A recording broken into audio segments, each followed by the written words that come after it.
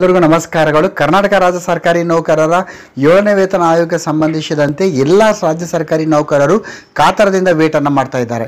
ಏನಂದರೆ ಈಗಾಗಲೇ ಈ ಒಂದು ವರದಿ ಸಲ್ಲಿಸುವ ದಿನಾಂಕ ನಮ್ಮೆಲ್ಲರಿಗೂ ಗೊತ್ತಿರುವಂತೆ ನಿಗದಿಯಾಗಿದೆ. ಹಾಗೂ ಈಗಾಗಲೇ ಸಾಮಾಜಿಕ ಜಾಲತಾಣಗಳಲ್ಲಿ ಈ ಒಂದು 7ನೇ ವೇತನ ಆಯೋಗದ ವರದಿಯನ್ನು ಸರ್ಕಾರಕ್ಕೆ ನಿಗದಿಪಡಿಸಿರುವಂಥ ದಿನಾಂಕದಂತೆ ಸಲ್ಲಿಸ್ತಾರೆ ಎಂಬ ಒಂದು ವಿಷಯಗಳು ಕೂಡ ಹರಿದಾಡ್ತವೆ. ಸೊ ಇವುಗಳ ಮಧ್ಯದಲ್ಲಿ ಒಂದಿಷ್ಟು ಗಮನಿಸ್ತಾ ಹೋದಾಗ ಈಗಾಗಲೇ ಚುನಾವಣೆ ತಯಾರಿ ನಡೀತಾ ಇದೆ. ಯಾವ ಕ್ಷಣದಲ್ಲಿ ಬೇಕಾದರೂ ಕೂಡ ಈ ಒಂದು ಚುನಾವಣೆ ನೀತಿ ಸಂಹಿತೆ ಘೋಷಣೆ ಆಗ್ಬೋದು.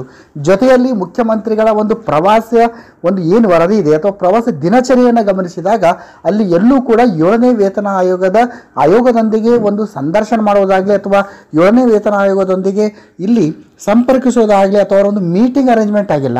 ಸೊ ಅವರ ಒಂದು ದಿನಚರಿಯನ್ನು ಗಮನಿಸ್ತಾ ಹೋದಾಗ ಅವರ ಒಂದು ರೂಟ್ ಮ್ಯಾಪನ್ನು ನೋಡ್ತಾ ಹೋದಾಗ ಎಲ್ಲೂ ಕೂಡ 7ನೇ ವೇತನ ಆಯೋಗದೊಂದಿಗೆ ಒಂದು ಮುಖಾಮುಖಿ ಭೇಟಿಯಾಗುವ ಬಗ್ಗೆ ಸುಳಿವಿಲ್ಲ. ಆದರೆ ನಿಗದಿಪಡಿಸಿದಂತೆ ವರದಿಯ ದಿನಾಂಕ ಈಗಾಗಲೇ ನಮ್ಮೆಲ್ಲರಿಗೂ ಗೊತ್ತು. ಸೊ ಇವುಗಳ ಮಧ್ಯದಲ್ಲಿ ಒಂದು ಪ್ರಶ್ನೆ ಕಾಡ್ತಾ ಇದೆ ಎಲ್ಲರಿಗೂ, ಏನಂದರೆ ಈ ವರದಿಯನ್ನು ಸಲ್ಲಿಸ್ತಾರಾ ಅಥವಾ ವರದಿಯನ್ನು ಸಲ್ಲಿಸುವ ದಿನಾಂಕವನ್ನು ಮತ್ತೆ ವಿಸ್ತಾರ ಮಾಡ್ತಾರೆ ಅಂತ. ಯಾಕಂದರೆ ನಾಳೆ ಏನಿದೆ ಈ ಒಂದು ವರದಿ ಸಲ್ಲಿಸುವ ದಿನಾಂಕದಂದು ಯಾವುದೇ ರೀತಿಯ ಆಯೋಗ ಮತ್ತು ಮಾನ್ಯ ಮುಖ್ಯಮಂತ್ರಿಗಳ ನಡುವೆ ಯಾವುದೇ ರೀತಿಯ ಒಂದು ಸಭೆ ನಡೆಯುವಂಥ ಮಾಹಿತಿ ಇಲ್ಲಿವರೆಗೂ ದೊರಕಿಲ್ಲ. ಸೊ ಈ ಒಂದು ನಿಟ್ಟಿನಲ್ಲಿ ಎಲ್ಲ ರಾಜ್ಯ ಸರ್ಕಾರಿ ನೌಕರರ ಒಂದು ಒಕ್ಕಲಿನ ಬೇಡಿಕೆ ಏನಿದೆ ಅಂದರೆ 7ನೇ ವೇತನ ಆಯೋಗದ ವರದಿ